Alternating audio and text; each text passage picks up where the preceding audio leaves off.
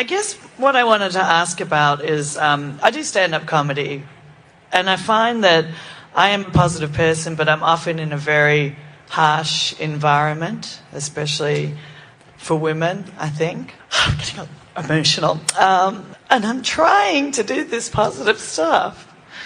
But, like, one weekend I was just Abrahammed up. I listened to so much of your stuff and was really excited about it. And then went out that night like, oh, I'm going to have a great night. And I swear to God, I had the worst set of my life, like humiliation beyond. Because you weren't a match to them? Yeah, I mean, and I think that's the thing, is that the environment, I work out at the Comedy Store, which is renowned for being a very tough room. And part of why I do it is because I know it makes me much better as a comedian in other places I go. But it's kind of like guerrilla training. It's brutal. I mean...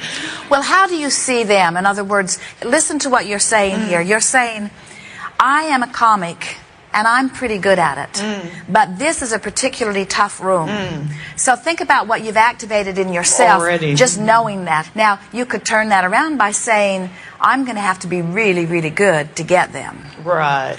And they're going to evoke the very best of me to get them. And I can do that because I've done it on many, many occasions. Now you're back in alignment. As you came here, you said, I am so excited. And sometimes when people come here, they have this, I want to come, I don't want to come, I want to come, I don't want to come. In other words, sometimes we'll call on someone because we can feel the power of their desire is so bright. In other words, the light of their desire is rocketing to the boundaries of the universe. And we know that they want to talk about it, but they don't want to talk about it. But when you came to the chair just now, we could feel you really wanted to be here. In other words, you were in alignment about being here. Even though there are some things that you're struggling with, you really wanted to be here. And that's the way you have to be when you go on that stage. You have to really want to be there. In other words, if you are invested in your outcome, in other words, I want to knock them dead. I want to be the funniest one that they've ever heard, so that you are focused upon the end result. Now, that's more difficult than if you are saying, I'm going to go see what they can get from me. I'm going to go see how they can help me hone my craft. I'm going to go see how they can help me discover a unique timing. I'm going to go see how together we can co-create something that is really, really on. Because you can be really on and your audience can be really off. And if your audience is really off and you're really on, you're not connecting. And you say, well, I should have been able to do something about that. And we say, you can do something about that if you're flexible and understanding that your audience is flexible. And you can do a lot of your activating in them even while you're backstage, even while you're driving to where you're going, just by acknowledging how flexible and easy it is once you get there. And by saying things like, I love doing it, I'm at my very best when I am doing it, I adore doing it, I love the new insights that are sometimes even born right in the middle of a sentence, those kinds of things. And I have been doing that, and in fact, it's interesting because after that horrific set, which was like literally I had to hide at the back of the room because I actually couldn't look at anybody in the eye, I actually started having really good sets of that because I think it was the rockets of desire coming. Your desire went into a whole new place. It did. And so you say, oh, bless that torturous set that gave birth to so much more within me. And every comic at the top will tell you that's why they're so good. Right. And I guess this goes for general things. Like sometimes I'll be feeling great and then right literally in the 30 seconds before I go up on stage, I'll have like a sabotaging thought. And I think it kind of relates to a lot of aspects in life where I was putting like 95% of the time I'll feel positive about, and this could be like relationships or whatever, or where I'm going or something that might happen. But it seems like the 5% of the time where I'll have negative thoughts seems to have so much more power to manifest than the 95% of the time. That's because, as we were saying earlier, you could have a near perfect life and just have a few things that aren't going the way you want them to, but you're putting 100% of your attention on those few things that aren't going very well, so it plays a bigger part in your vibration. And it comes from the human indoctrination that says we have to work on our problems in order to solve them. In other words, you chew on them more, you think of them more. In fact, that's why this virtual reality game that we're talking about so much these days, that was born out of that. It was born out of the awareness that you keep working so hard on the things that are bothering you that you make it a bigger player in your vibration than it deserves to be when you look at the percentage of it that's actually happening in your life. That would be like driving down the freeway at 70 miles an hour one day and hitting a pothole and breaking an axle. It's a big pothole. Then from then on, you drive down the freeway, no matter what freeway it is, at 5 miles an hour. You say, I had my experience with freeways. Right. That's not going to happen to me again. Right. So I guess I would say that it seems like, so hand in hand with being a comedian is like having money problems as well.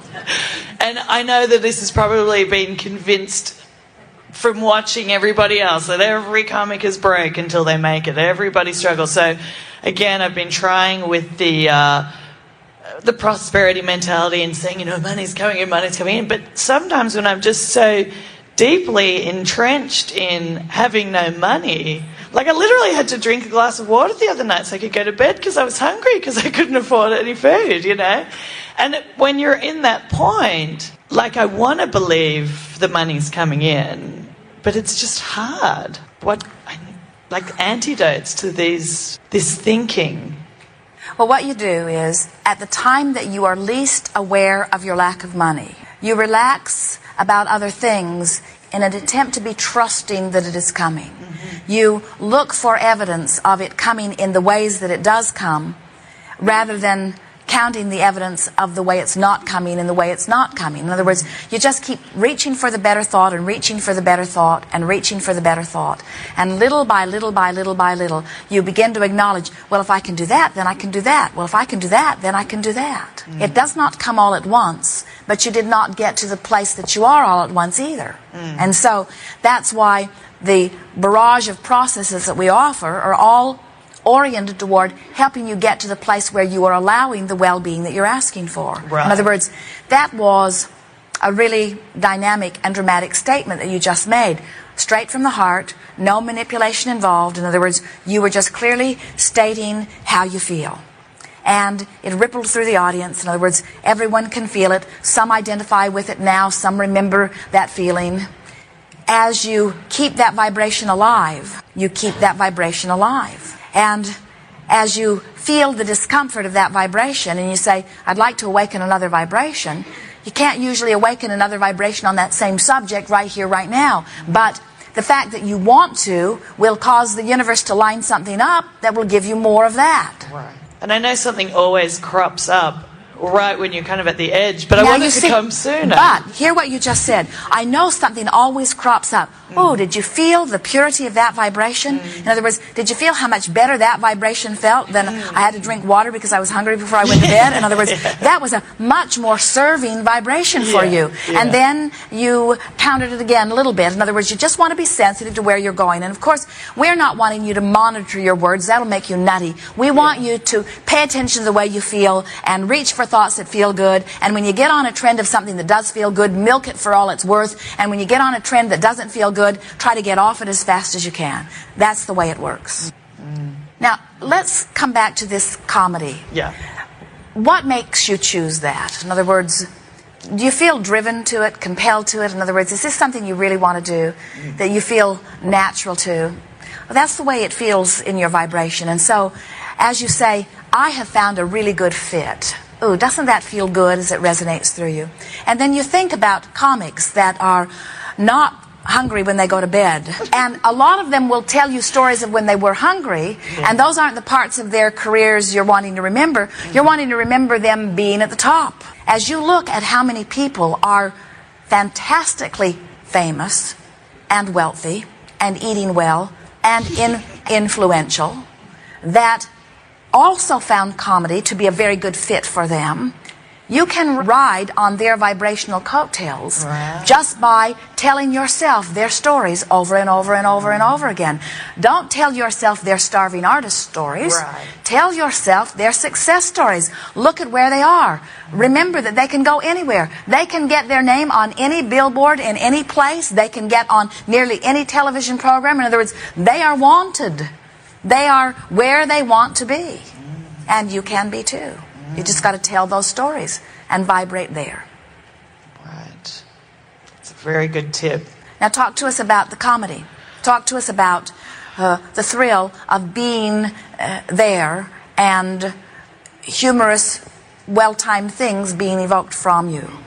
Talk about it? Talk about how that feels. Oh, I mean, it's amazing. I mean, it is just, you know, when I do it and it goes well, I really feel like it was why I was put on the planet that time, and I feel just amazingly connected. So what we are wanting you to do just for a little while is pick some of those rooms or sets where you really were clicking, and replay them often so that you keep that active in your vibration.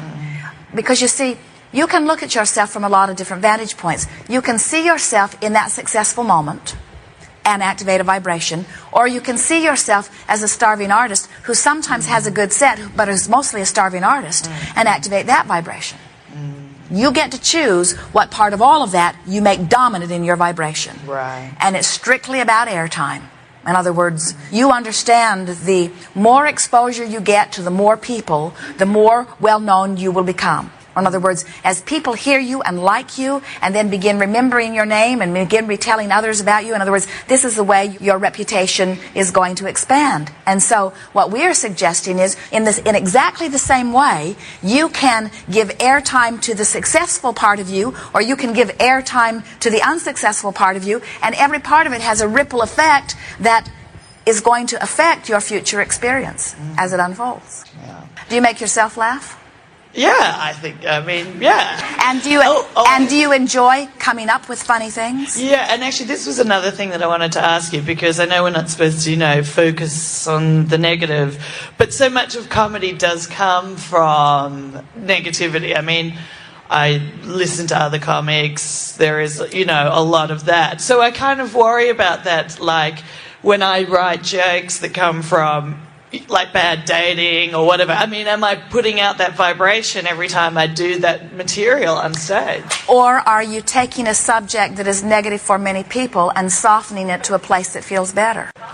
We have enjoyed this interaction immensely. It is wonderful to come together with those like you who are beginning to recognize the power of directing your own mind, and more importantly, the confidence that you begin to gain as you feel your way through your thoughts. It's a vibrational universe, and every part of that which you live is because of your ability to decipher the vibration. And as you begin to use your emotional center as a deliberate deciphering mechanism, where you are deliberately paying attention to the direction of your thought by the way it feels, now you have supreme guidance. Guidance that you were born with, guidance that the beasts use that you call instinct.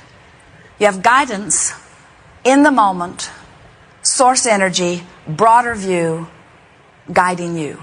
When you are feeling the perfection of that which is you, the guidance is right there. When you are questioning your ability to do something, you've pinched it off a little bit. When you are appreciating yourself or someone else, the guidance is right there. When you are critical of yourself or someone else, you've pinched yourself off from it. When you feel joy beyond description, you have a focused desire and you are in alignment with it, which means you're doing step 1 and step 3 at the same time. When you feel passion, the energy is pouring powerfully. Your resistance is non-existent, and you are as you are in your non-physical state. Life is supposed to be fun, and it is not complicated once you understand the basic laws of the universe. And everyone that you are interacting with, those you know closely and those that you have not met or believe you do not know at all, are all playing under the same identical rules. And law of attraction is the manager of all of this. Your potential for joy is greater than you have yet imagined. Our expectation of that fulfillment of that joy for you has come so clearly into focus as a result of what we've chewed on here today. You are leading edge creators, understanding creation in a way that almost anybody you meet will not yet understand. And that's all right.